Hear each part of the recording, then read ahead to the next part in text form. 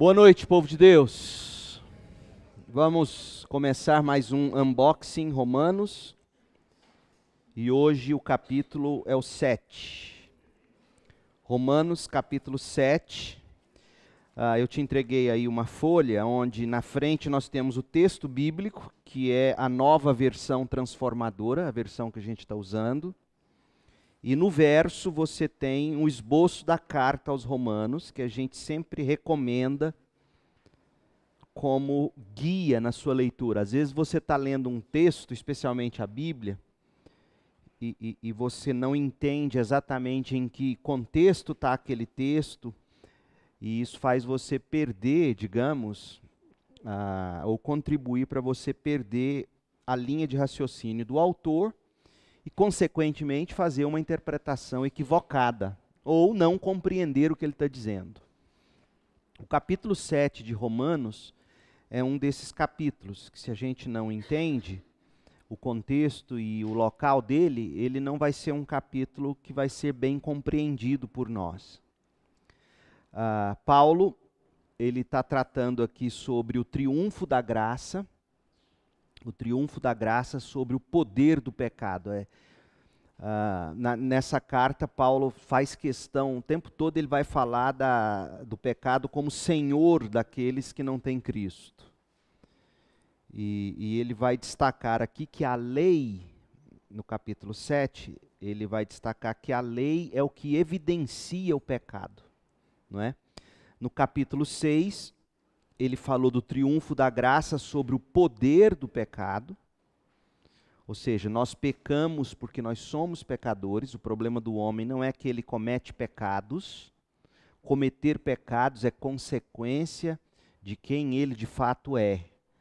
Cometer pecados é grave o bastante.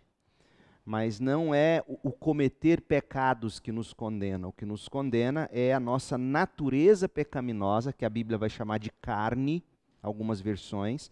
Outras vão dizer natureza adâmica, já que somos filhos de Adão.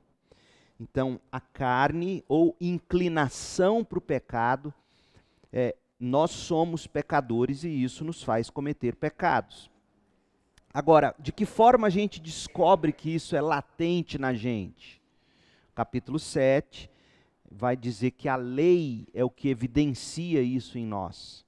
Então, Paulo, nesse bloco que nós estamos lendo, do capítulo 5 até o capítulo 8, ele está tratando da nossa esperança como resultado da justificação pela fé. Então, ele vai falar da certeza da nossa esperança, no capítulo 5, ele vai falar no capítulo 6 do triunfo da graça sobre o poder do pecado, e agora ele vai falar do triunfo da graça sobre o poder da lei. Por que que a lei tem algum poder? Nós vamos descobrir o que ele vai dizer aqui e como é que a gente vence. E obviamente, como ele está falando, olha aí na parte 4 da folha que eu te dei, em que bloco está o nosso texto? Esperança como resultado da justificação pela fé. Então, tudo que Paulo está tratando aqui, digamos, o antídoto que vai nos curar, ou o poder que vai nos libertar, é a fé na graça ou na obra de Cristo. A fé. Então, é disso que nós vamos tratar nos capítulos 7. Então, vamos lá. O triunfo da graça sobre o poder da lei. Veja que esse capítulo ele pode ser dividido em 3 blocos, capítulo 7. Do verso 1 ao verso 6, ele vai falar que nós somos libertos da lei. Como que nós fomos libertos da lei? Isso ele vai explicar.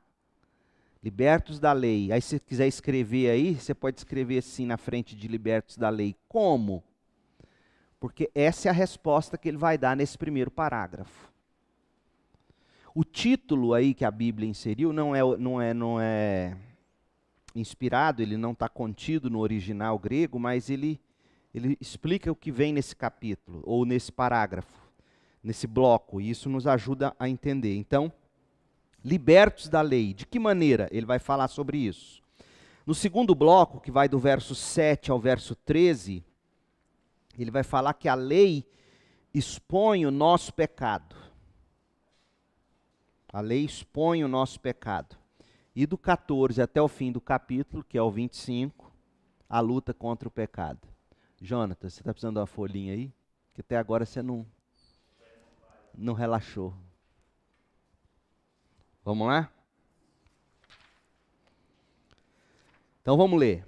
De 1 a 6. Como que nós somos libertos da lei?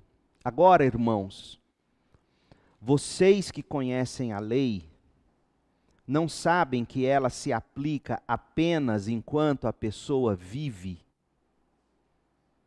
Então ele vai começar, ele está dizendo, olha, a lei vale enquanto a pessoa vive. Por exemplo, aí ele vai citar o exemplo de casamento.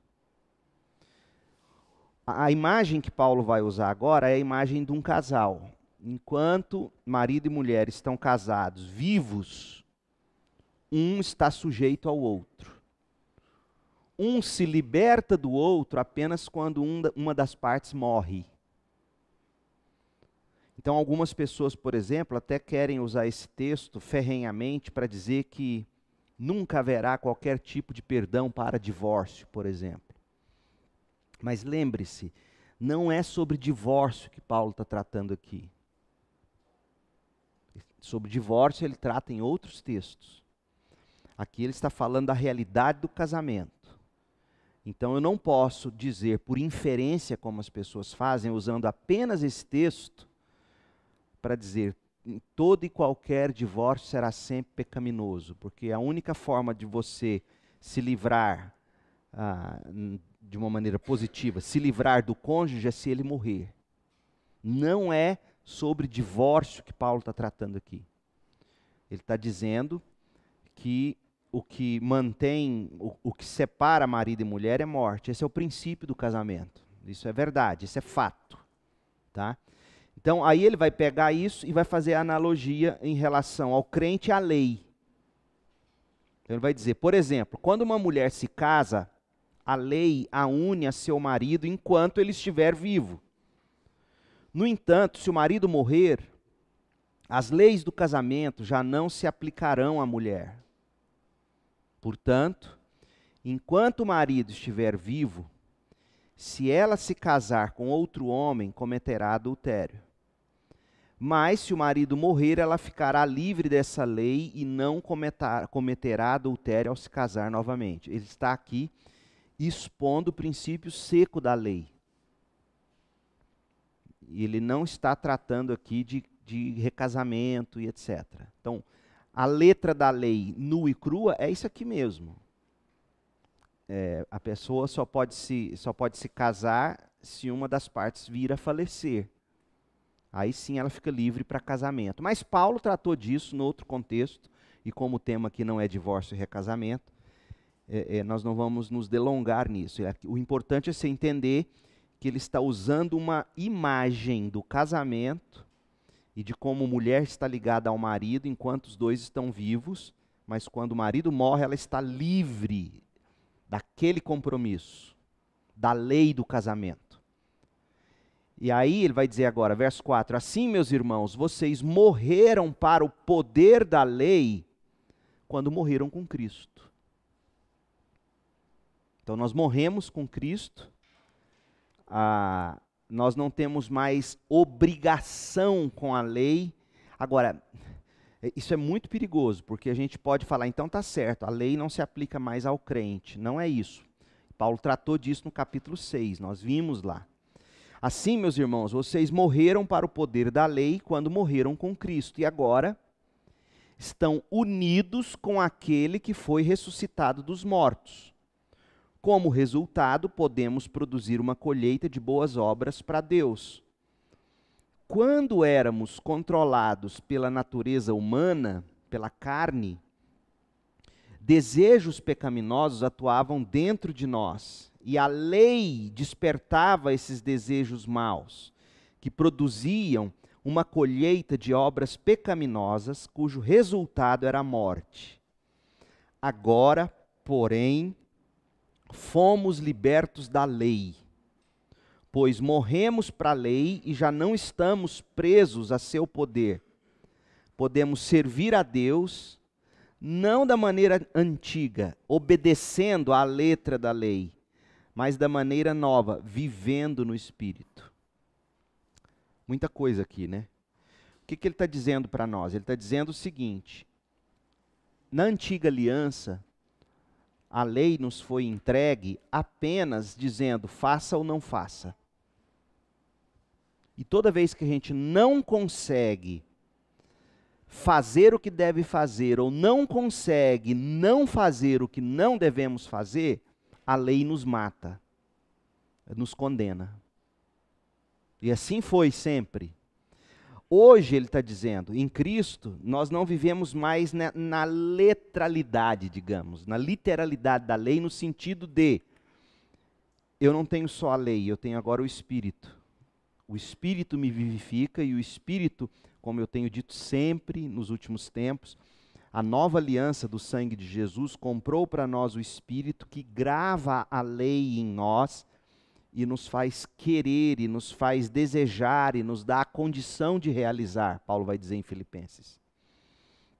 Então, quando ele fala aqui do poder da lei, nós fomos libertos do poder da lei, é esse poder condenador, no sentido de que existe uma natureza pecaminosa em nós, e a lei revela essa natureza. Como que a lei revela? Por exemplo, eu sempre uso a ilustração do guarda de trânsito. A lei diz que a gente não pode falar ao celular enquanto está dirigindo. Mas se a gente recebe uma multa em casa por ter falado ao celular, isso nos indigna. Não é? Por quê? Porque a lei revela que nós somos teimosos e teimamos em fazer aquilo que não devemos nem podemos fazer. Então, esse é o papel da lei, e Paulo vai desembrulhar isso melhor na sequência do texto. Ele vai dizer, o problema não é a lei não é ruim, a lei expressa o caráter de Deus, a lei é santa. Olha o verso 7. Alguns, por acaso estou dizendo que a lei de Deus é pecaminosa? Claro que não. A lei é boa, a lei revela a Deus. O problema não é a lei, o problema sou eu.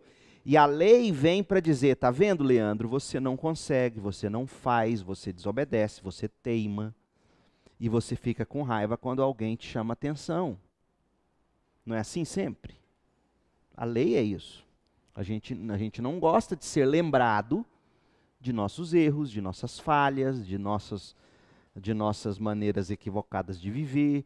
Então, Paulo aqui, gente, que fique claro, ele não está denegrindo a lei, jogando a lei fora, dizendo, agora que nós vivemos em Cristo, a lei não serve mais para nós. Não. Pelo contrário, ele está dizendo que nós temos um subsídio que ninguém nunca teve antes de Cristo. Nós temos o Espírito que nos vivifica. Então, a primeira coisa que ele quis mostrar para nós, falando que a graça triunfa sobre o poder da lei, é que por termos morrido em Cristo, nós não estamos mais sujeitos a essa condenação que a lei traz. Nós não estamos... Veja, é importante, foi bom eu ter lembrado dessa expressão. Porque o que Paulo está dizendo aqui não é que nós não estamos mais sujeitos à lei. Porque Cristo cumpriu toda a lei. O que Paulo está dizendo é que nós não estamos mais sujeitos à condenação da lei. E a lei sempre vai nos condenar. Porque a gente nunca vai conseguir fazer o que a lei diz que temos que fazer. Então, quando ele fala, quando a gente morre com Cristo, a gente morreu para esse poder de condenação da lei. A lei não é mais nosso Senhor no sentido de nos condenar. Nosso Senhor é Cristo. Está claro isso? Isso é muito importante. Porque existem hoje, inclusive, igrejas ditas evangélicas que desprezam totalmente a obediência à lei de Deus baseada em textos como esse que a gente está acabando de ler aqui. Podemos servir a Deus, verso 6, não da maneira antiga, obedecendo a letra da lei, mas da maneira nova, vivendo no Espírito. Aí as pessoas falam, está vendo? Não precisa obedecer à lei. Não, mas não é isso. A maneira antiga da lei era o quê? O que o judeu nunca entendeu. O judeu ele vai dizer, inclusive nos dias de Paulo, os judeus já diziam isso, que quanto mais Torá, mais vida, eles diziam. Existia nos escritos dele, Torá significa lei em hebraico. Quanto mais lei, mais vida. E Paulo diz, é o oposto. quanto mais lei, mais luz revelando o pecado, mais morte. É o oposto. Então essa é a antiga maneira da lei. A antiga maneira da lei era essa: a lei vem e revela meu pecado e me condena. Agora em Cristo, como ele cumpriu toda a lei, e a justiça dele foi injetada em mim, foi atribuída a mim, quando eu quebro a lei, e eu sempre vou quebrá-la, eu me recorro a Cristo, não apenas para pedir perdão. Veja, isso é muito importante. Deixa eu te falar sobre a obra de Cristo. Às vezes a gente vai a Cristo só para pedir o perdão dele. Está certo, temos que pedir. Mas tem outros dois fatores que a cruz de Cristo comprou para nós. Primeiro, Senhor, perdão, eu não devia ter feito. Eu sei que é pecado. Segundo, me deu o seu poder para eu não cometer de novo esse pecado. E terceiro, eu descanso no fato de que aquilo que eu não consegui fazer obedecendo, Jesus obedeceu por mim. Essas três coisas estão envolvidas na obra de Jesus. Está claro isso? Jesus cumpriu aquilo que a gente não consegue cumprir. Jesus comprou o Espírito que nos dá poder para cumprir. E Jesus pagou o preço do pecado, dando-nos então perdão. Essas três coisas.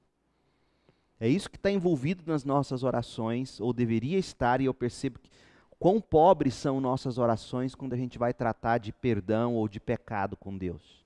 Ó Deus, me perdoa, em nome de Jesus, amém. Está certo, não está errado. Mas não é só isso que Jesus nos deu.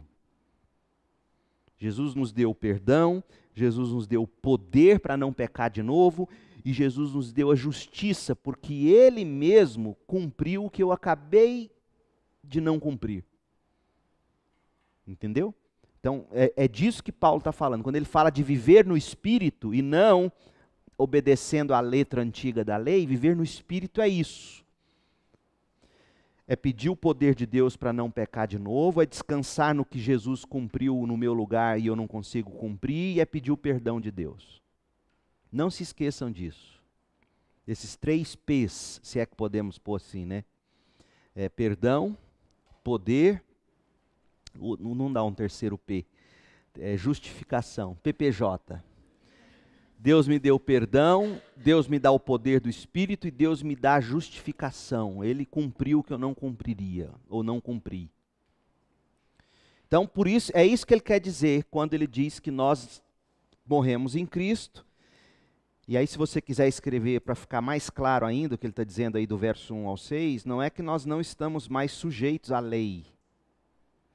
É que nós não estamos mais sujeitos à condenação que a lei traz. E por que ela traz condenação? Porque quando ela chega, ela sempre mostra quem eu sou, o que eu não faço, e isso me condena. Então, como agora a lei não é mais meu senhor nesse sentido de me condenar, tá claro, gente? Então, quando alguém vier tentar distorcer a lei para você, lembre-se de Romanos 7. Verso 7 em diante. O que a lei faz? E aí ele vai explicar o que a lei faz. Por acaso estou dizendo que a lei de Deus é pecaminosa? Claro que não. Na verdade, foi a lei que me mostrou o meu pecado. A lei é que mostra que a gente é rebelde. Como? Deus diz, não pode. Alguém vai e te exorta, não faça. Primeiro sentimento nosso, quando alguém nos exorta, é o quê? Vergonha, em algum sentido. Especialmente se for em público. E junto com a vergonha, geralmente, vem o quê? Poxa, por que está mexendo comigo? Eu sei o que eu estou fazendo, não paga minhas contas. Não é assim que a gente sente? Pô, eu já sou homem, pai, né? Que isso, mãe? Eu já sei, não é assim. Quer dizer, a gente sempre que a lei chega, seja a lei na forma da palavra de Deus escrita, seja a lei na forma de uma exortação amigável de um irmão, o que acontece com a gente? A gente diz, não, eu não quero. Então é isso que Paulo está dizendo. Por acaso estou dizendo que a lei de Deus é pecaminosa? Não. Na verdade, foi a lei que me mostrou o meu pecado. E aqui Paulo vai citar um pecado particular dele. Para mim, esse é um dos textos mais pessoais de Paulo. Então ele vai dizer assim, ó, eu jamais saberia que cobiçar é pecado se a lei não me dissesse, não cobisse. Alguém poderia dizer, não, ele só usou um exemplo aleatório. Sim, pode ter sido mesmo. Não matarás, não adulterarás, não cobiçarás a mulher do próximo, os 10 mandamentos. Ele cita aqui o 10º mandamento, nu e cru. Não cobice a mulher, não cobice os bens do próximo e tal. Mas eu sigo a linha de alguns intérpretes que dizem que de todos os exemplos da lei que ele poderia usar, ele usou esse porque esse talvez fosse aquele pecado com o qual ele mais lidava. Paulo era um homem, e se a gente parar para pensar, ele era um homem cheio de potencial para a cobiça. Pensa sobre a vida dele. Um homem que era poliglota, falava vários idiomas. Um homem que foi criado na cidade de Tarso, tinha dupla cidadania no Império Romano, entrava e saía a hora que queria dos Estados Unidos, digamos. Tinha dupla cidadania, não era nem green card. Ele era um tanto que a hora que alguém dos romanos começa a prender e abusar dele, porque os judeus pressionaram ele, o que ele fala? Ele fala, como é que você trata assim um cidadão romano? O soldado leva um susto. O quê? Você é cidadão romano? Em outras palavras, eu não devia estar fazendo isso contigo. Você tem pedigree. Então ele tinha dupla cidadania, poliglota, inteligentíssimo.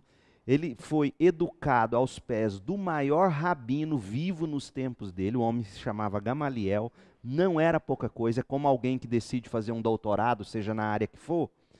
E aí você decide fazer esse doutorado na universidade tal, porque lá tem o doutor xilaclaclaclaclá. O bambambam da cadeira. Então, ele estudou aos pés do cara.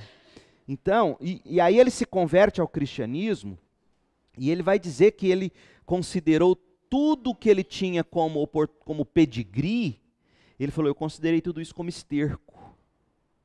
Não me apetece mais. E aí o que ele vai fazer? Ele pega todo esse potencial cobiçador e de alguma forma ele sublima isso, ele transforma isso em bem. Por quê? Porque qual foi o grande sonho dele quando ele se torna cristão? Qual era o objetivo de Paulo? O grande objetivo da vida de Paulo, e a razão pela qual ele escreveu essa carta, nós falamos no início, era chegar com o evangelho lá na Espanha, nos confins da terra. O sonho dele não era evangelizar os amigos, era o mundo. Então veja o tamanho do sonho, da visão desse homem. E aqui ele está mostrando para nós que esse coração piedoso, que todos nós olhamos para Paulo e invejamos, fala, poxa, Paulo era o cara, hein? Ele fala assim, eu não sou tão assim. Eu luto com um pecado secreto. E deixa eu te dar um vislumbre de que pecado é esse. Cobiça. Eu sou um homem que não saberia, verso 7, que não saberia que cobiçar é pecado se a lei não dissesse não cobice. Ele era um homem que lutava contra isso. Verso 8, mas o pecado usou esse mandamento para despertar dentro de mim todo tipo de desejo cobiçoso. E aí você pode ficar sem entender o que ele quer dizer aqui, mas qual é um dos ditados mais comuns entre pagãos? Quando é proibido é melhor.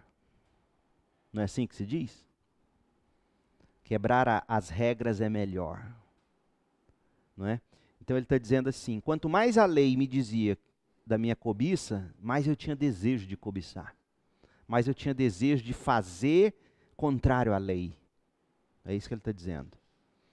Se não houvesse lei, o pecado não teria esse poder. Não é que ele está dizendo que ele não teria cobiça.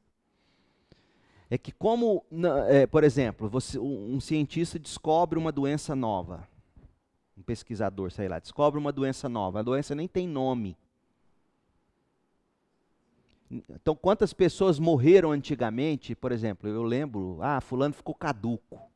Lembra? As velhas, vocês não são desse tempo, vocês são novinhos. Na época da minha avó, a gente fala, o fulano está caduco. Mas o que era caduquice? Não tinha nem nome, ninguém sabia. Já eram os problemas hoje que a neurologia revela, né? A senilidade, Alzheimer, e esses problemas todos. Quer dizer, era um mal que estava lá, mas que ninguém sabia o nome. Então muita gente, fulano morreu de repente. Antigamente era assim que falava. De repente, o que era o de repente? Era um infarto, era um AVC, não tinha nome. Quer dizer, ninguém sabia, mas morria. Então Paulo está dizendo, eu não saberia desse poder se o pecado não dissesse. Mas veja, ele não está dizendo que ele não tinha esse pecado, ele tinha. Mas quando não se tem a lei, a gente consegue passar mais desapercebido.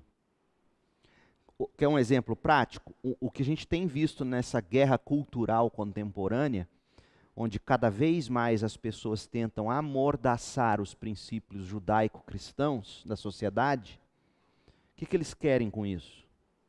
Eles não querem nada que perturbe a consciência.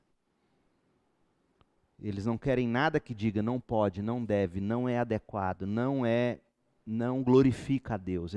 Eles não querem essas expressões. Por quê? Porque na cabeça de todos eles, quanto menos regras e leis, mais civilizado vai ser o mundo.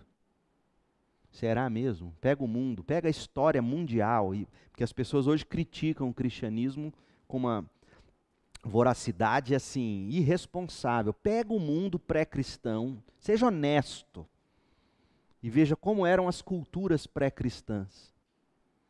Veja o que os discípulos de Platão faziam com suas mulheres, espancavam elas. Porque dizia que a matéria não presta, então vamos melhorar a matéria. Em alguns casos era dando chicote mesmo. Pega, estuda a história, estuda o mundo pré-cristão e veja os tratos que se davam a crianças, a mulher. É de uma desonestidade intelectual e histórica o que o mundo hoje faz com a visão judaico-cristã, que é impressionante. Se você tira todos os valores judaico-cristãos da sociedade, o que vai sobrar é um mundo bárbaro pré-cristão. Pega os povos da época dos judeus, estuda a história dos amorritas, dos amorreus, estuda a história dos assírios e veja como é que eles tratavam o ser humano. O Egito, vai ver o Egito, como é que era, como é que se fazia. Estuda a historinha de Cleópatra, estuda Alexandre o Grande, vai ver quem que esse povo fez. Teve conquistas, é óbvio, teve coisas boas, toda cultura ofereceu coisas em alguma medida positivas sim para a humanidade, não estamos negando isso. Por quê? Porque toda cultura vem de homens e mulheres que foram criados à imagem e semelhança de Deus, e existe algum resquício de imagem e semelhança de Deus no homem, seja de que cultura for. Óbvio que em toda cultura você vai encontrar coisas boas, até melhores do que na nossa, certo? Ninguém está negando isso. Agora, o que nós não podemos fazer é achar que se a gente abolir todo o princípio judaico-cristão da sociedade, as pessoas vão melhorar. Não vão. E eu também não estou dizendo que não houve na história judaico-cristã abusos, tá bom? Eu sei que houve.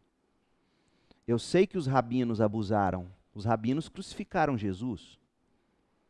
Eu sei que os cristãos abusaram.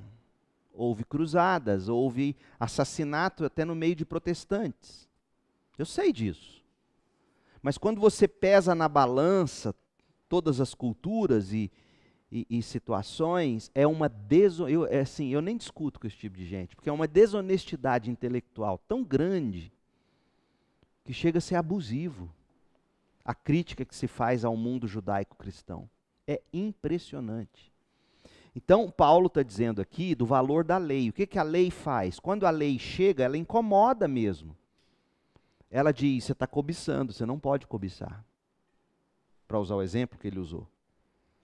Olha, você está cobiçando uma mulher, mulher do próximo, ela não é sua, não é correto. Você está cobiçando o que você não tem, não é assim que vai. Uma sociedade que vive à base da cobiça não se subsiste. Essa é a grande crítica que apesar de eu ser uma pessoa de direita, é a grande crítica que eu faço à direita insurgente dos nossos tempos. Ela é totalmente sem moral. Uma direita sem moral é cobiça, é dinheiro, é investimento, é sacrificar o outro. Eu sei disso. Então, por isso que não dá para se levantar bandeiras. A gente tem que tomar cuidado.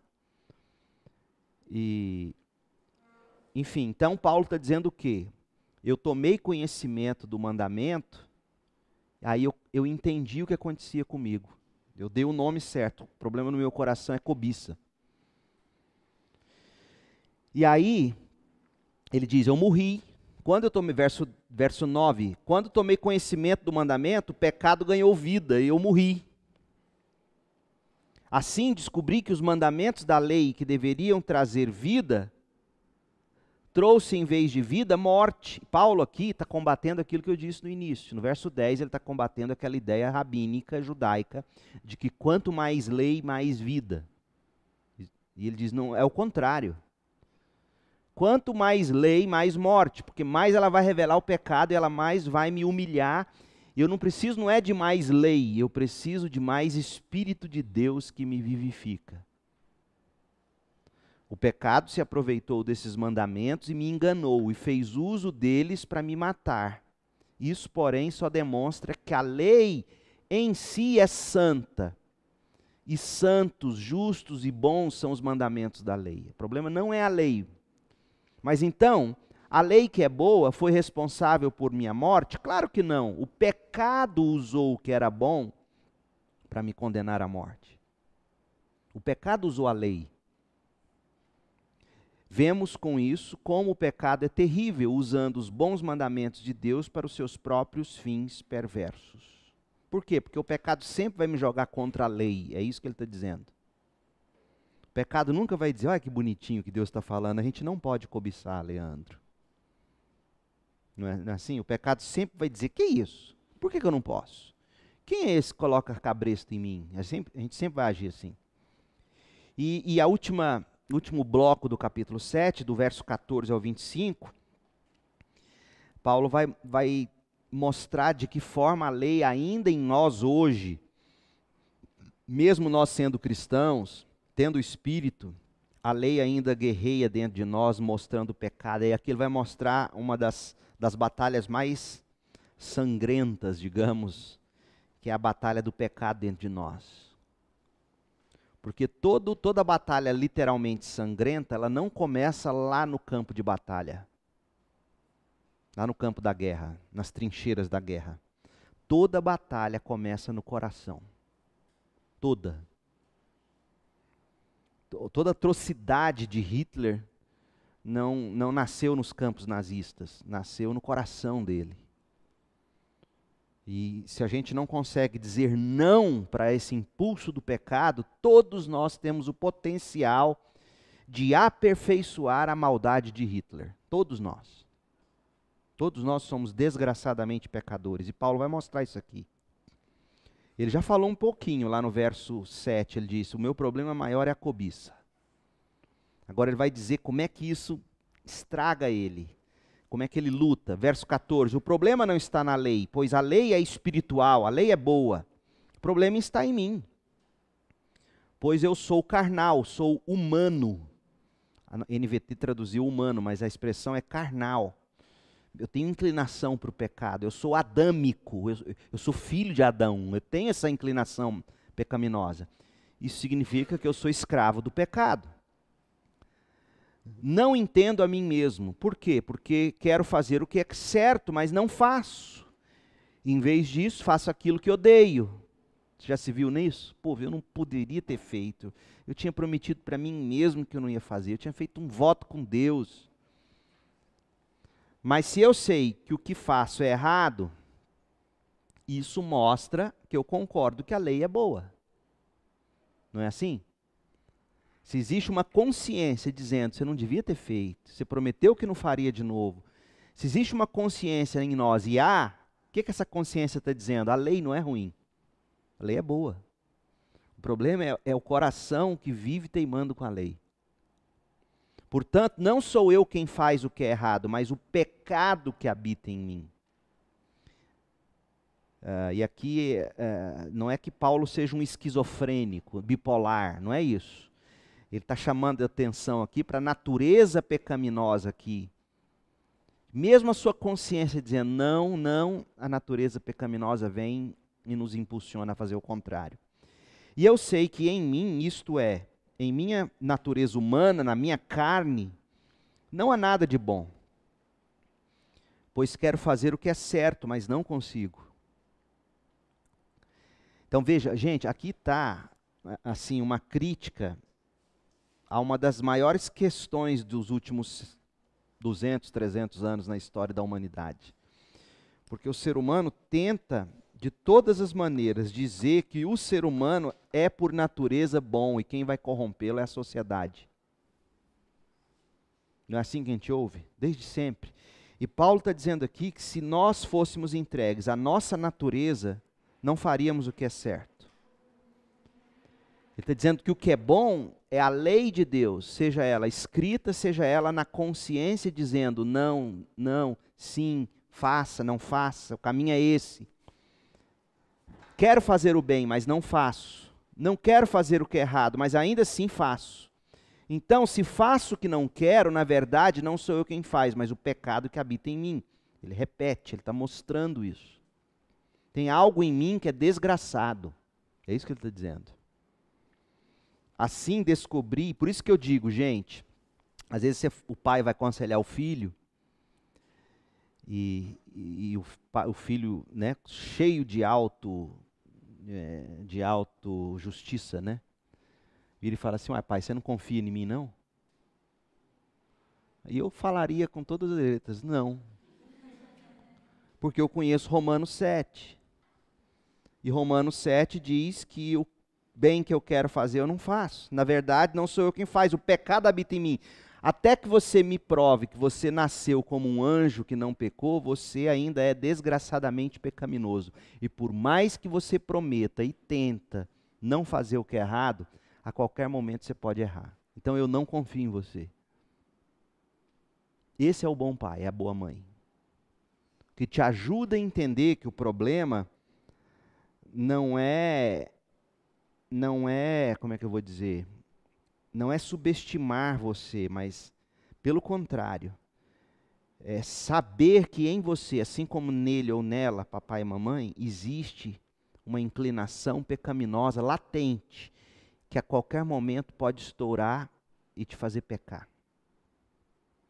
Então é isso que está acontecendo. É isso que Paulo está dizendo. E uma das coisas que a gente mais faz quando a gente está começando a ser vencido recorrentemente pelo pecado, pode observar, a gente se afasta de toda e qualquer prestação de contas. Igreja é uma das principais. Igreja é uma das principais, e uma das coisas que a gente mais faz e ouve as pessoas fazendo, ou a gente afasta, a gente faz, eu não, todo mundo lá é hipócrita, faz igual. Eu pelo menos sou honesto. Eu falei, tem uma grande diferença entre hipocrisia e alguém que sim, está errando, está pecando, mas está tentando não fazer assim. Existe uma grande diferença.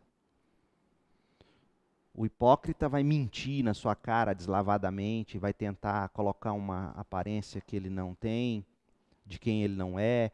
Agora, o verdadeiro vai dizer assim, não, eu vacilei, tenho vacilado nos últimos tempos, mas eu não posso me desagarrar disso aqui. Isso aqui ainda é uma das últimas coisas que me resta, que me protege para eu não cair de fato, de corpo e alma, na lama do pecado. Então a gente se afasta desse tipo de comunhão que a gente está construindo como jovens. A gente se afasta de pessoas que poderiam nos ajudar a enxergar a verdade. A gente começa a selecionar, e as redes sociais hoje proporcionam isso de uma maneira gritante, onde você seleciona o tipo de amigo que você quer, o tipo de grupo que você quer participar, o tipo de pessoa que você tem no seu contato. A pessoa pisa na bola com você, a primeira coisa que você faz, você bloqueia dos seus contatos. Você não quer conversa. Eu entendo, há casos em que o melhor a se fazer é isso mesmo, eu sei, eu não sou inocente. Mas a maioria das vezes, o que eu quero destacar é isso. A gente precisa daqueles que vão nos ajudar a crescer, né? Então Paulo está dizendo isso, ele está dizendo, eu sou um pecador desgraçado, o pecado habita em mim, e por mais que eu queira fazer o bem, eu não consigo. Então, deixa eu dizer uma coisa, o pastor não confia em nenhum de vocês. E nem vocês podem confiar em mim, nesse sentido. Porque nós somos desgraçadamente humanos, adâmicos, pecadores. Certo? E isso me faz, olha, e eu digo isso não é só para condenar. Isso é importante porque quando um de vocês, digamos, chega em mim como seu pastor, seu amigo, e tenta buscar minha ajuda, você não precisa temer dizendo, poxa, o pastor vai me massacrar. Não, sabe por que eu não vou fazer isso? Sabe por que eu não faço? Porque eu sei que no seu lugar eu faria igual ou pior. Por quê? Porque eu sou pecador como você. E o que me diferencia de você nesse momento é que a graça atuou de forma mais poderosa, impedindo-me de fazer o que você fez, mantendo-me em pé. Então não sou eu. É a graça de Deus em mim. Então, quando a gente entende que esse pecado nos acaba, então isso ajuda você até a resolver problema dentro da juventude, como eu sei que sempre temos. Jovem que fala do outro, que machuca o outro, que fere o outro. Você tem que lembrar o seguinte, você no lugar dele talvez teria feito igual ou pior. Aliás, tem um texto lá em Eclesiastes, onde Salomão fala assim, não fica dando ouvidos para o que o seu servo fala de você. Porque você vai ouvir ele falar mal de você, mas lembre-se, você também já falou mal dele. Algo mais ou menos assim. Então essa é uma sobriedade enorme. Então, isso, saber que nós somos assim, desgraçadamente pecadores, e olha que quem está falando isso aqui é Paulo. Cobiçoso, quer fazer o bem e não dá conta. Quando a gente descobre isso, a gente aprende a ter compaixão quando o outro peca contra nós. Esse é um exercício que a gente tem que fazer. Fulano pisou na bola com você, pisou em você, para e pensa, antes de querer nossa, eu vou degolar. Dá vontade, eu sei. Mas fala assim, eu também faria assim. Eu também já fiz assim. Eu também luto, se não nesse tipo de pecado específico, digamos, mas eu não sou fofoqueiro. Verdade, você não é. Paulo não era fofoqueiro. Aparentemente as pessoas confiavam nele, mas Paulo era um coração cheio de cobiça. Se ele não morresse pela fofoca, ele morreria pela cobiça. Então, você tem que entender isso. O outro fez o que fez contra você porque ele é um pecador desgraçado, mas lembre-se, você também faria o mesmo se já não fez, em outras cores. Então isso nos ajuda a criar uma comunidade cheia de graça, mas de verdade. Graça no sentido de saber ajudar o outro, mas de verdade dizer, tudo bem, eu perdoo, mas vamos mudar, não vamos seguir assim? Vamos crescer? O que a gente pode fazer de forma prática para essas coisas não se repetirem? Então eu vou dizer outra coisa aqui para meninos e meninas. Por mais que a gente se conheça e tenha cada vez mais gostado uns dos outros, cuidado com que você conversa com o outro ou com a outra, porque ele sempre vai ter um melhor amigo que vai falar de você, às vezes sem maldade, e ele vai levar para o outro, e quando a história chegar no público, virou fofoca. Menino faz isso, mas menina faz muito mais. Eu sei porque estoura dentro do meu gabinete. Tem 21 anos quase que eu cuido disso. E eu vejo o quanto vocês, meninas, conseguem. Você não conhece, você não conhece. E vai, quando é fé. Então, sim, digamos que seu nome? Débora seja uma moça, assim, cheia de fofoca. Não é, acabou de chegar. Graças a Deus você vê que ela não é, né? Mas, você não é fofoqueiro, mas você tem outro pecado. Agora, isso significa que porque eu e você temos outro tipo de pecado, a gente não possa exortá-la tentando ajudá-la? Não. Nós vamos nos exortar. Isso significa que eu vou ter graça com ela, não vou destruí-la, não vou despedaçá-la, não vou pisar nela, eu vou tentar resgatá-la. E se a gente não conseguir, tem Mateus 18, onde aí o que a gente faz? A gente leva na igreja e disciplina, desliga. É assim que funciona. Assim a Bíblia é assim. E nós, jovens, precisamos aprender isso. Então, assim, na vida, vou te contar o segredo. Você vai ter um ou dois no máximo, para quem você vai poder, de fato, contar tudo da sua vida. Sinceramente. Isso significa que você não deve encontrar esse um ou dois no máximo? Não, não é isso. Você tem que ter amigos de alma, amigas de alma. Mas tem que saber um momento para se abrir, sabe? Ainda mais nessa fase de adolescência, juventude. As meninas romantizam tudo, criam um mundo encantado. Os homens são extremamente práticos e imediatistas. E aí isso nos faz viver um mundo, cometer os piores tipos de pecado e de desgraça. Então Paulo está dizendo muito claramente, com base no que Paulo está dizendo, eu estou dizendo, não confie em você mesmo. Quem pensa estar em pé, Paulo vai dizer no outro texto, segura para não cair. E ele está falando como alguém que caiu muitas vezes, Paulo. Assim, verso 21, descobri esta lei em minha vida. Quando quero fazer o que é certo, percebo que o mal está presente em mim. Existe uma força que eu quero fazer, mas não consigo. Eu quero largar o vício, mas não dou conta. Eu quero abandonar a pornografia, mas é mais forte que eu. É disso que Paulo está falando. Eu quero, eu sei, a lei de Deus está dizendo não, não, não, mas eu não consigo. O pecado. Quando quero fazer o que é certo, percebo que o mal está presente em mim. Amo a lei de Deus de todo o coração. Contudo, há outra lei dentro de mim que está em guerra com minha mente e me torna escravo do pecado que permanece dentro de mim. Como sou miserável! Quem me livrará desse corpo mortal dominado pelo pecado? Essa expressão corpo mortal, em outras versões diz corpo de morte. Sabe o que era isso para o romano?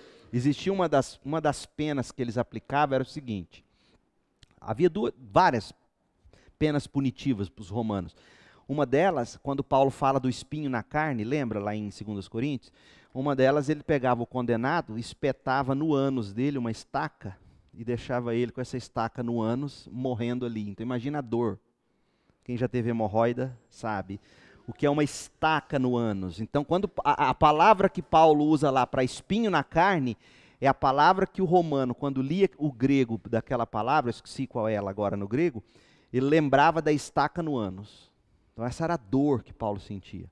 Agora aqui, quando ele fala do corpo de morte, corpo mortal, uma das outras formas de você punir o criminoso era você amarrar nas costas dele, na cela, um cadáver. E aquele cadáver ia apodrecendo sobre ele, ia matando ele, é disso que ele está falando. Existe um cadáver em mim que se eu deixar, se decompõe e os vermes desse cadáver começam a comer o meu próprio corpo. Essa é a imagem que Paulo usa para falar. É muito forte o que ele está dizendo aqui. Como eu sou miserável. Eu sinto como se um defunto em decomposição estivesse amarrado em mim, me apodrecendo. É duro, né? Mas vamos falar a verdade, não é assim que o pecado faz? Já se sentiu assim? Sujo, podre. O pecado te desintegrando, fala, meu Deus, fede, eu não quero viver essa vida. É isso que Paulo está dizendo. E aí ele vai terminar com um grito de liberdade. Graças a Deus, quem vai me livrar do corpo de morte? Graças a Deus, a resposta está em Jesus Cristo, nosso Senhor. Na mente, de fato, obedecer à lei. Quero obedecer à lei de Deus, mas por causa de minha natureza humana eu sou escravo do pecado. E aí no capítulo 8, que a gente vai ver na próxima vez, que a gente vier para o texto, ele vai falar como é que a gente pode viver no Espírito e vencer esse corpo de morte. O que ele quis fazer no capítulo 7 foi mostrar que a lei não tem mais poder condenatório sobre nós, mas isso não significa que a lei não vive ainda revelando o quão desgraçado nós somos, pecadores. E aí no capítulo 8, ele vai dizer como é que a gente usa a lei vivendo no Espírito para a gente não viver na prática do pecado. É isso. Dúvidas? Vocês estão gostando de Romanos? É tremenda essa carta. É um dos documentos mais importantes da história, esse texto.